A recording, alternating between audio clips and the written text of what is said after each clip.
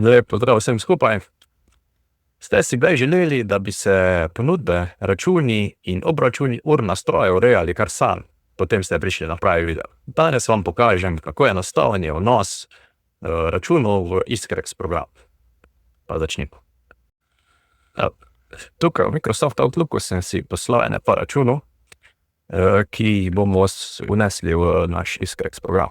Sedaj pa stvar je taka, da nekatere stranke pošljajo XML datoteko, nekatere pa pošljajo samo PDF, tako kot ta recimo. In sedaj to je z XML-om sploh ni problem, to samo shranimo in importamo v naš program, ker je to evropski standard, je vse povsod isto.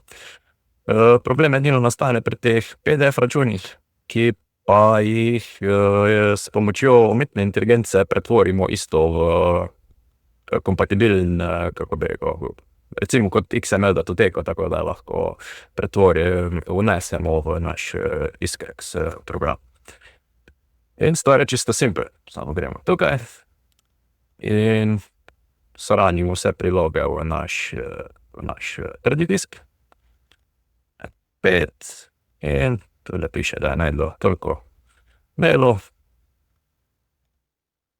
3 je sprocesiralo. Ampak sprocesiralo ne bo vseh mailov, ampak samo tiste maile, ki jih še ni, ker to skripta avtomatsko vodi tiste maile, ki jih je že sprocesirala, jih pusti primeru, ostale pa importa. In tule vidimo, 3 maile je sprocesirala, total attachments found 5, se pravi 2 XML datoteki pa 3 PDF-e. In to je to. Ta skripta je končana.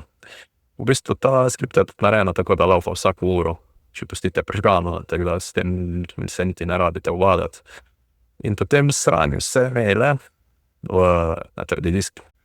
Potem samo zalaufamo ta program, ki loči XML in pa PDF datoteke in jih konvertira v kompatibilen program z našim računovodskim programom. Samo stisnete ta gumb in napiše tu new XML files, da najde 2 XML datoteki. Ali želite konvertirati zdaj, bomo dali ne. In pa eno novo PDF datoteko. Stisnemo OK. Zdaj pa, ko je to končano, gremo samo tukaj. Run XML converter. In je datoteka tule. In samo shranimo na trdi disk. XML. Ta datoteka je pa v bistvu bo z pomočjo umetne inteligence prebrana.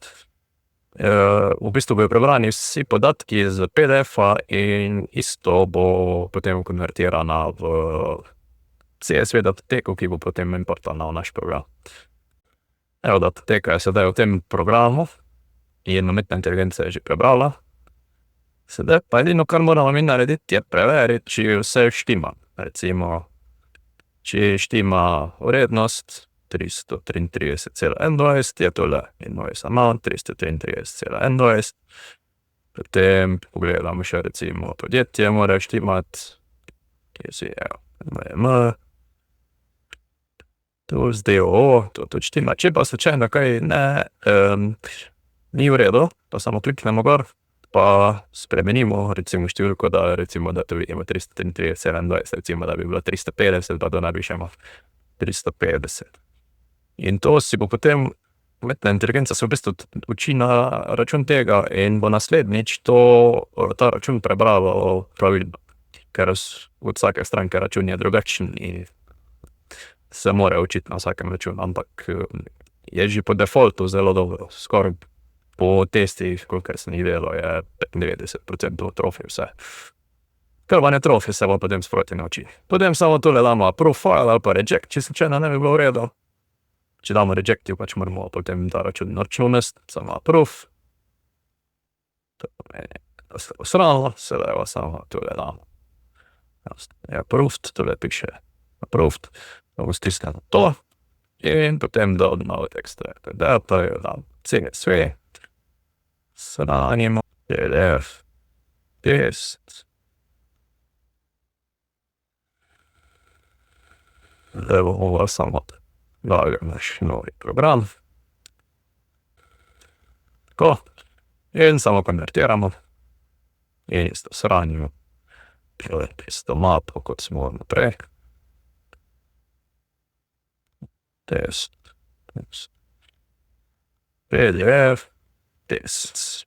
Ja, to je to. Za en račun je kar nekaj dela, če imate pa 100 računov, je pa to isto delo, kot pa za en račun. In ko smo v našem računovodskem programu, samo kopiramo te datoteke, ki smo jih prej naredili. Samo pošljamo noter. In naprej. Tu ne rabim spremeniti ničesar, ker je vse že optimizirano. Naprej. In naprej. Ja, ta dva računa sta, zdaj pa dajmo še isto narediti za PDF datoteko. Sub, next, naprej, in še enkrat naprej. In če pogledamo recimo en račun, vidimo 550,98, brez davka 459, in če gremo še v mail, pogledamo, vidimo iste 459 brez davka in pa z davkom 559,98, kar vidimo, da se štima. Če recimo preverjamo še tegale, ki je bil samo PDF brez XML datoteke, vidimo skupni znesek brez davka 303,47 in pa znesek z davkom je pa 370,23 in če pogledamo mail, ta, vidimo 330,21, brez davka 303,47. In to je to. Imamo lepo vse vnešeno noter. Ta program lahko recimo zalaufamo enkrat na teden ali pa enkrat na mesec. In ne rabimo v bistvu vsak dan našati teh računov, ker kot vidite je zelo, zelo malo dela. Ali naredite enega, ali pa jih naredite 100, je približno isto dela. Najboljše, če vam stranka tako ali tako pošlje XML datoteko, ker takrat je možnost napake najmanjša. Če pa ne more in vam pošlje PDF, pa tudi ni problema, lahko samo pošljete skozi umetno inteligenco, samo pregledate, odobrite, ali pa če ne gre drugače, pač tisti, ki ne odobrite, jih pač ročno vnesete. Ja, tako da, to je to. Zdaj, ko se enkrat navadite na ta sistem, je sila enostavno. Tako da, recimo, to bi vam še rad pokazal, da nekaj pa računov še potrditi. Tega le, da je bil plačan. Pa dajmo še tega potrditi. Kort, save. Ja, recimo, da smo ta dva plačali, potem pa samo gremo na začetno stran in vidimo tukaj celotne dobičke in stroške podjetja. Recimo, tu je bilo 7200 dohodkov in pa 930 odhodkov. Tako da skupni dobiček je še 6359,29 evra. Tako da tu imate celoten pregled potem nad vašimi stroški in dobički, da vidite že sproti, ne samo konec meseca, kako vam gre. Tako da mislim, da ta računovodski program je zelo pregleden in simpel in ko se ga enkrat navadite, je sila, res sila enostavno in ja, ga priporočam. Če imate kakršne prvi vprašanja, me lahko kamor kontaktirate ali pa napišete na e-mail in veseljem se pogovorim z vami. Čau, do naslednjič.